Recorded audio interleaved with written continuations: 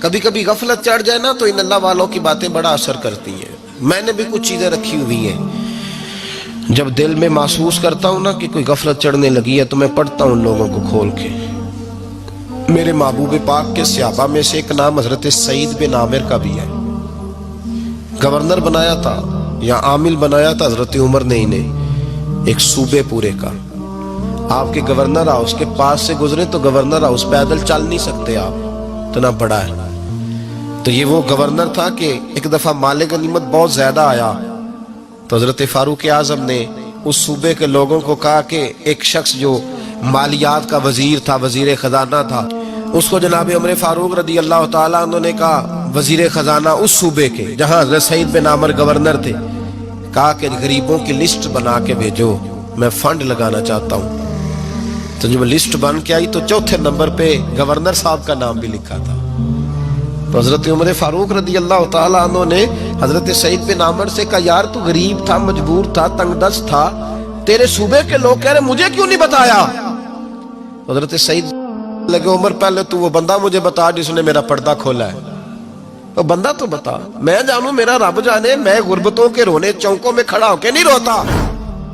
میرے پاس کو رنج و علم ہو تو میں اپنے رب کی بارگاہ میں عرض کرتا ہوں، میں اپنے محبوب کو بتایا کرتا ہوں، میں غربتوں کے رونے دنیا داروں کے سامنے نہیں روتا. حضرت عمر گئے، گورنر صاحب کے مقرر کرنے کے بعد 2-4-5 مہینے کے بعد جب حضرت سعید بن عامر کی گورنری کو تھوڑا وقت گزر گیا تو حضرت عمر کا طریقہ تھا، گورنروں کا پتہ کرتے تھے. آپ کا طریقہ یہ تھا کہ جس علاقے کا گورنر ہوتا ہے اس کی جامع مسجد میں سب لوگوں کو جمع کرتے اور پھر گورنر کو بھی بلاتے. تو کہتے کوئی شکایت ہے گورنر کی تو بتاؤ.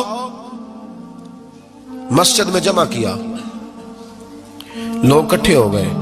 حضرت فاروق اعظم رضی اللہ تعالیٰ عنہ نے فرمایا، گورنر کی کوئی شکایت ہے تو بتاؤ.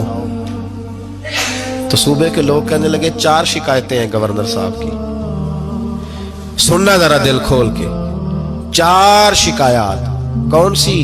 کہ پہلی شکایت یہ ہے کہ جب یہ نئے نئے آئے تھے تو فجر کے بعد مسجد میں بیٹھ جاتے تھے، جس کا دل کرتا تھا مل لے.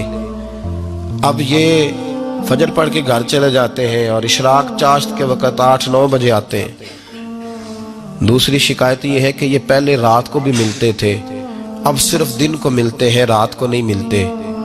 اور تیسری شکایت یہ ہے کہ ہفتے میں ایک دن ملتے ہی نہیں. چوتھی شکایت یہ ہے کہ کبھی کبھی روتے ہیں تو بے ہوش ہی ہو جاتے ہیں. کتنی دفعہ ملے ہو اپنے ایم این اے کو؟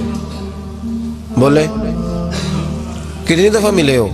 ووٹ اپنی مرضی سے دینا پر سوال کا جواب تو دو نا. کتنی خادم نہیں قوم کا؟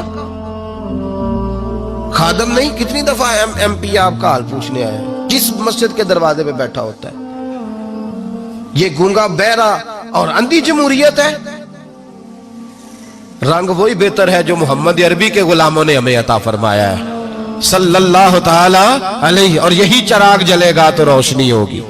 حضرت سعید بن عامر گورنر، اور میں اکثر کہتا ہوں اسی دھرتی پر یہ وہ نور والے لوگ تھے جنہیں میرے رسول نے نور عطا فرمایا تھا. یہ ہے تربیت میرے نبی پاک کی. حضرت عمر نے گورنر کی طرف دیکھا، فرمایا بتائیں جناب آپ کی شکایت آئی ہے. پہلی شکایت یہ ہے کہ آپ پہلے فجر کے وقت ملتے تھے، اب اشراق چاشت میں ملتے. حضرت سعید بن عامر رضی اللہ تعالیٰ عنہ کہنے لگے، حضور اگر آپ نہ ہوتے کوئی اور پوچھتا تو میں کبھی نہ بتاتا. حضور میری مجبوری یہ ہے کہ میری بیوی بیمار ہو گئی ہے اور معذور ہو گئی ہے ٹانگوں سے. میں غریب آدمی ہوں، نوکر نہیں رکھ سکتا. اس بھلی مانس عورت نے 30 سال میری نوکری کی ہے، اب وہ بیمار ہو گئی ہے تو کیا میں اس کو چھوڑ دوں؟ میں سویرے اٹھ کے اپنے گھر میں جھاڑو دیتا ہوں، برتن دھوتا ہوں، آٹا گوندتا ہوں، روٹی پکاتا ہوں اور اپنی باوفا بیوی کے منہ میں لقمے ڈالتا ہوں. حضور وہ پخانہ پیشاب کرتی ہے تو وہ بھی میں صاف کرتا ہوں. وہ میری ذمہ داری جو ہوئی تو ذرا دیر ہو جاتی ہے. بس پہلے سوال کا جواب آیا تو لوگ کہتے ہیں ہمارے جسم کے رونگٹے کھڑے ہو گئے. پھر کہا آپ کی دوسری شکایت یہ ہے کہ آپ ہفتے میں ایک دن ملتے نہیں. تو حضرت سعید بن عامر کہنے لگے، حضور کاش یہ لوگ مجھے رسوا نہ کرتے، کاش سریعام نہ پوچھتے تو میرے اور میرے رب کا راز تھا، یہی بہتر تھا. فرمایا कह चुका हूं ना, गरीब हूं, जोड़ा एक ही है मेरे पास। ठंड का मौसम है तो हफ्ते में एक दिन कपड़े धो के खुश्क होने को डाल के बीवी के कपड़े पहन के बैठा रहता हूं, और जरा शाम हो जाती है बाहर आने में तो क्या करूं, नहीं आ पाता। का तेरी तीसरी शिकायत यह है कि तू रात को नहीं मिलता, सिर्फ दिन को मिलता है। तो हजरत उमर कहते हैं अपनी सफेद दाढ़ी जनाब सईद बिन आमर ने जोर से पकड़ ली। कहने लगे उमर यार इधर देखना, है कोई बाल काला, सफेद नहीं हो गए सारे, इसका मतलब है फल पक गया, पता नहीं मालिक कब बुला ले। गुनाहों की लिस्ट बड़ी लंबी है। मुसल्ले पे बैठ के मालिक को मनाता रहता हूं, उसको कहता हूं यहां पर्दे रखे हैं तो वहां भी मेरे पर्दे रखना। मैं सारी रात दिन मैंने रखा हुआ है मखलूक के लिए, रात रब के लिए रखी है। उमर क्या करूं, वहां भी तो जाना है ना, नहीं मिल पाता। हजरत उमर की आंखें आंसुओं से भर गईं। फरमाया चल चौथी बात बता। कभी कभी बेहोश क्यों हो जाता है रोते रोते, तो फिर रोने लगे। कहने लगे हुजूर मैंने 40 साल की उम्र में कलमा पढ़ा है, जब 40 साल के गुनाह याद आते हैं तो फिर मुझसे सब्र नहीं होता, और सोचता हूं अगर एक गुनाह का पता ते सारा है ना सरदार नु कीतियां दा, मन आनम के मन दानम, पता ते सारा है सरदार नु कीतियां दा, और जब 40 साल की खताएं याद आती हैं तो रो पड़ता हूं और सोचता हूं अगर मालिक ने खड़ा करके पूछा तो जवाब क्या दूंगा। उमर मेरे लिए दुआ कर, रब मेरी 40 साल की खताएं बख्श दे। हजरत उमर रोने लगे। जनाब सईद बिन आमर कहने लगे बड़ी बातें हो गई, मेरे बड़े पर्दे खुल गए, चल अब मेरी सजा का ऐलान कर मैं जाऊं। उमर अब बता, मैंने जवाब दे दिया, अब शिकायत पर सजा का ऐलान करना मैं जाऊं। तो हजरत उमर ने हाथ उठाए कहा अल्लाह मुझे इस तरह के कुछ और गवर्नर भी अता फरमा, ऐ अल्लाह मेरे रसूल सल्लल्लाहु अलैहि वसल्लम के गुलामों को इस तरह के कुछ और गवर्नर भी अता फरमा। ये मेरे भाई मेरे रसूल के ये थे वकानु यत्तकून, परहेज। मेरा मजमून और था, रहता चला जा रहा है।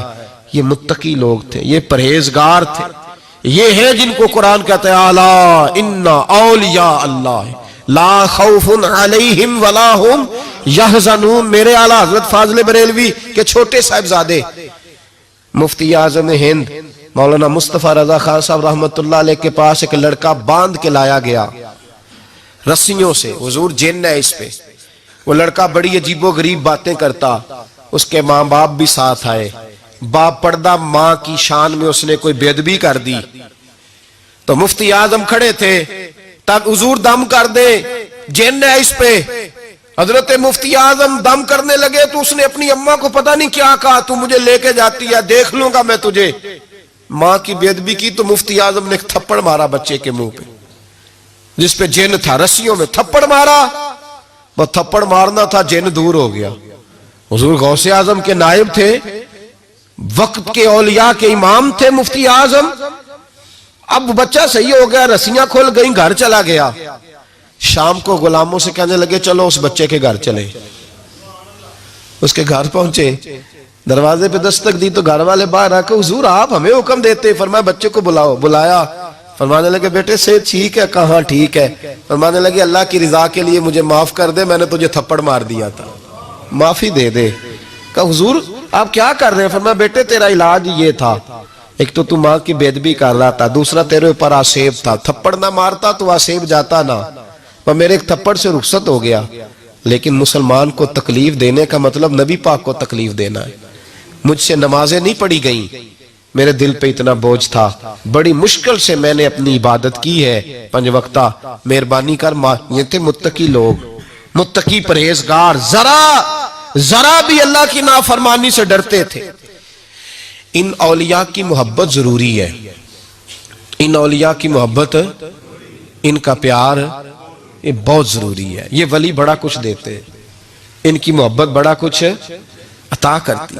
ये अल्लाह तबारक व तआला के बंदे को अल्लाह के करीब कर देते, कुर्ब देते।